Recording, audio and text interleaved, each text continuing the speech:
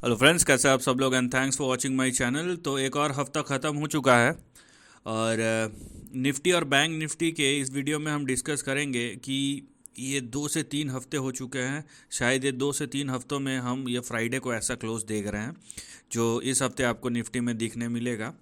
जो 40 point Nifty नीचे है और निफ्टी बैंक जो है कम से कम 1% मतलब 540 पॉइंट। तो निफ्टी बैंक की अच्छी खासी पिटाई हुई है और निफ्टी फ्लैट टू नेगेटिव है। लेकिन ये 2-3 हफ्ते गुजर गए, हर हर दिन हरा हरा हरा हरा देखने का इंतज़ार जो रहता था या आदत जो बन गई थी, वो कहीं ना कहीं उसमें ब्रेक लगा है। नाउ ये क्या इंडिकेशन देता है या क्या नहीं देता है, सबका सेंटीमेंट हट हो जाता है, वो वाली बात है। लेकिन बात यह है कि अगर निफ्टी और बैंक निफ्टी रेड में क्लोज दिया है तो नियर टर्म में वोलेटिलिटी तो है। अब ये अगले हफ्ते खुलते ही बाइंग में कन्वर्ट हो जाएगा या नहीं होगा वो तो मार्केट बताएगा, लेकिन जो दिख रहा है उसको तो हमें लेके चलना है, राइट। तो देखिए निफ्टी फ्राइडे के क्लोज 40 पॉइंट नीचे, लेकिन अगर आप 5 दिन का अगर देखेंगे तो निफ्टी ने 1% की तेज़ी दिखाई है, लगभग लगभग 282 पॉइंट ऊपर है। वही बैंक निफ्टी फ्राइडे को भले ही 1% नीचे है, 540 पॉइंट। और ये एक्चुअली ट्रेंड को ख़राब कर दिया। देखिए पिछले 5 दिन में जो ऊपर गया था, 1-1.5 दिन की गिरावट ने उसको पूरा, जबकि निफ्टी 1% ऊपर है और bank Nifty flat to negative हो गया है। और एक महीने का परफॉर्मेंस देखते हैं तो निफ्टी बैंक ने 2500 पॉइंट दिया है, वहीं निफ्टी ने 1100 पॉइंट, यहाँ पे 4%, 4.6, 4.63% की तेज़ी, और यहाँ पे लगभग लगभग 5% की। तो मोटा मोटी आप देख रहे हैं कि मंथली बेसिस पे तो ठीक है, लेकिन अगर आप पिछला हफ्ता देखते हैं, ये जो अभी हफ्ता ख़त्म हुआ है, वहाँ पे निफ्टी तो ऊपर है लेकिन bank Nifty flat to negative हो गया है।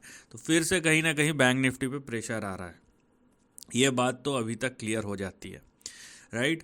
उसके बाद ये देखिए, ये फ्राइडे का जो सेक्टोरल क्लोज है, निफ्टी ऑटो आधा परसेंट के आसपास ऊपर था, फिर निफ्टी बैंक नीचे, फाइनेंशियल सर्विसेज नीचे, एफएमसीजी भी आधा परसेंट की पिटाई, आईटी थोड़ा सा पॉजिटिव था, ज़्यादा कुछ नहीं था। निफ्टी मीडिया 1.5% की पिटाई, मेटल ऊपर था, फार्मा ऊपर था, पीएसयू बैंक ठीक है ऊपर था, प्राइवेट बैंक की पिटाई, निफ्टी रियल्टी की पिटाई, हेल्थ केयर इंडेक्स की पिटाई, consumer durables, oil and gas ऊपर था, और मिड कैप हेल्थ केयर में फ्लैट टू नेगेटिव।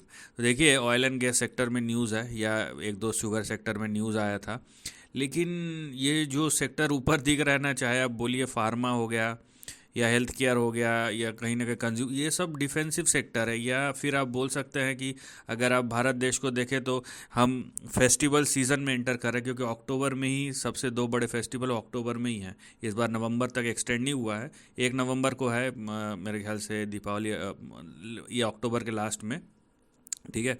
तो वो अक्टूबर में ही ख़त्म हो जाएगा, नहीं तो जनरली नवंबर तक इम्पैक्ट ज़्यादा था।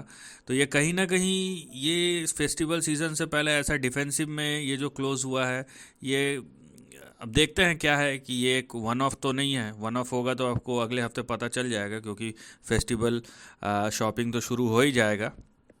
लेकिन बारिश ने जो फेस्टिवल सीज़न के शुरुआत के में जो बारिश से पहले बारिश की जो धमाकेदार एंट्री हुई है, वो कहीं ना कहीं मूड को ख़राब कर ही दिया है, क्योंकि बहुत ज़्यादा प्रॉब्लम्स होते हैं और इंफ्रास्ट्रक्चर पे एक बहुत बड़ा धचका लगता है उसके वजह से।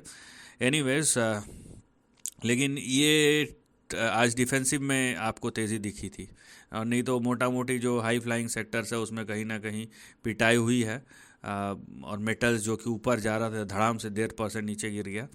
तो ये सब कुछ इंडिकेशंस है नाउ, क्योंकि देखिए निफ्टी और बैंक निफ्टी रेड में क्लोज हुआ है, तो जो पर्सपेक्टिव रहेगा ना वो यही रहेगा कि ये जो ग्रेड में क्लोज हुआ है इसका क्या इंपॉर्टेंस है और इसे हमें कितना सीरियसली लेके चलना चाहिए। ये नहीं है कि नीचे क्यों जाएगा, आगे तो ऊपर ही जाएगा, अरे जाएगा तो जाएगा भाई, लेकिन अभी जो क्लोज हुआ है उसको आप चेंज कर सकते हैं तो करके बता दीजिए, अगर नहीं कर सकते तो जो है मार्केट को एक्सेप्ट कीजिए, राइट। तो हम चलते हैं अभी डेली चार्ट या थोड़ा सा शॉर्ट टर्म चार्ट में निफ्टी के, क्योंकि डेली चार्ट तो बहुत ज़्यादा यहाँ पे दिख रहा है कि उसमें खिंचाव आ गया है। तो ये देखिए, ये आपका नियर टर्म चार्ट है यहाँ पे, और मैंने यहाँ पे जो moving long term moving averages है 100 और 200 डे के, वो भी मैंने ऐड किया है ताकि यहाँ पे हमें दिखे। तो इससे पहले 100 डे मूविंग एवरेज पे सपोर्ट लिया था, अब यहाँ पे एक रेजिस्टेंस बना है देखिए निफ्टी का। तो अभी जो भी आप तेज़ी और करना चाहते हैं तो कम से कम निफ्टी को ये लेवल सरपास करने दीजिए। कौन सा ये 26,284, ठीक है। इसके ऊपर ही अगला यहाँ पे अप ट्रेंड रिज्यूम होगा। फिलहाल जो करेक्शन है, फिलहाल जो रेंज जो एक्टिव है वो कुछ इस प्रकार से है। ऊपर 26,284 और नीचे ये देखिए, नीचे आपके ये दो लेवल्स हैं जो आपके सपोर्ट लेवल है। वो कौन कौन सा है? 25,882 और 25,856। तो फिलहाल ये जो रेंज है वो एक्टिव है। कौन सा? ये वाला। अब अगर आपको सपोर्ट मिलता है तो वो मिलेगा 25,850 से लेके 25,880 के बीच में। अगर ये 25,850 के नीचे गया तो यहाँ पे फर्दर करेक्शन हो सकता है। देखिए, करेक्शन को खींचने का मुझे कोई शौक़ नहीं है, लेकिन क्या है कि अगर वोलेटिलिटी है तो उसको एक्सेप्ट कीजिए, जैसा कि मैंने बोला।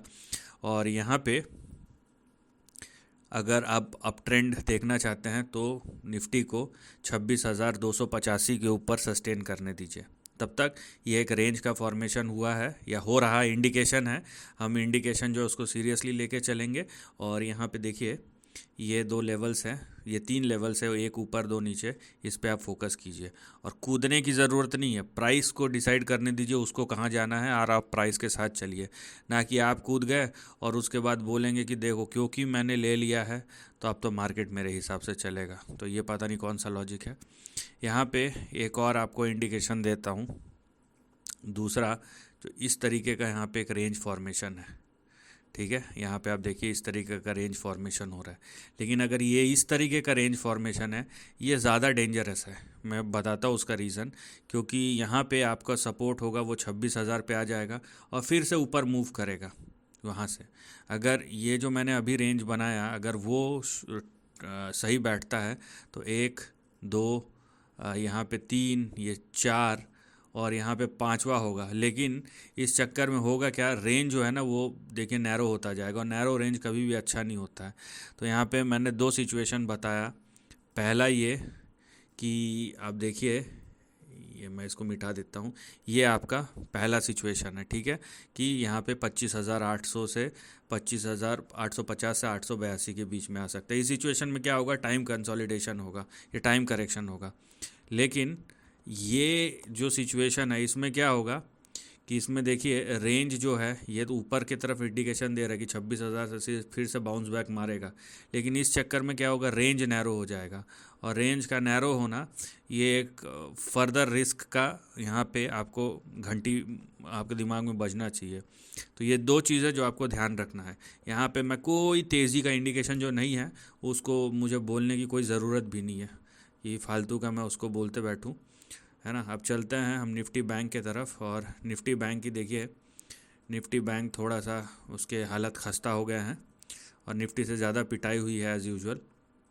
तो निफ्टी बैंक के केस में आपके दो बड़े रेजिस्टेंस लेवल्स हैं।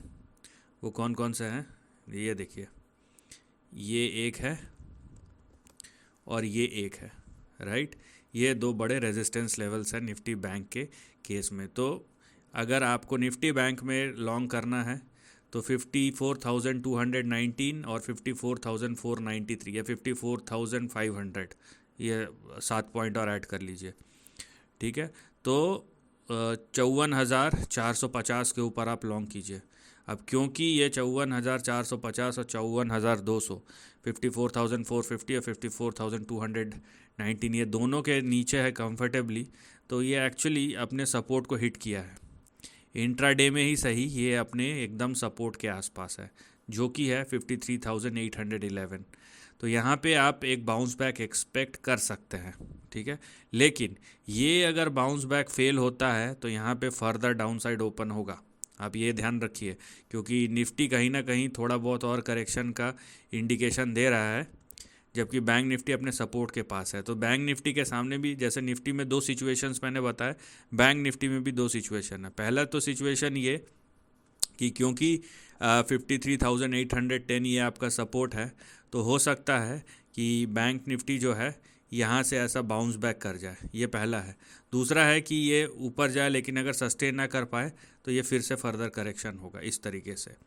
तो यहाँ पे एक चीज़ तो क्लियर है, चाहे निफ्टी हो या बैंक निफ्टी, ट्रेंड में वोलेटिलिटी दिख रहा है और प्राइस यहाँ पे स्टेबल मूव्स नहीं दे पा रहा है। तो बेटर है कि आप मूव्स को देखें अगले हफ्ते। और उसके बाद भी एक बात याद रखिए, क्योंकि 2 अक्टूबर छुट्टी है और 2 अक्टूबर आई सपोज़ ये आपका आएगा लगभग वेडनेसडे के दिन में आएगा। सो ये देखिए, ये 2 अक्टूबर आएगा आपका, हाँ वेडनेसडे को। तो ये एक छुट्टी पड़ जाता है, तो अगले हफ्ते 4 ट्रेडिंग वीक है, तो ये भी आपको ध्यान रखना है। तो जब वेडनेसडे को आएगा छुट्टी, तो थर्सडे जैसे ही खुलेगा प्रीमियम डाउन हो जाएंगे और थर्सडे को एक्सपायरी होता है, ठीक है। या अगर वेडनेसडे का एक्सपायरी होगा तो वो तो ट्यूसडे को ही हो जाएगा, लेकिन अगर थर्सडे का एक्सपायरी है और वेडनेसडे छुट्टी है तो आप समझ लीजिए ठीक है, जो बेट्स लेने वाले वो तो ठीक है, लेकिन यहाँ पे उस चक्कर में प्रीमियम की वाट लग जाएगी।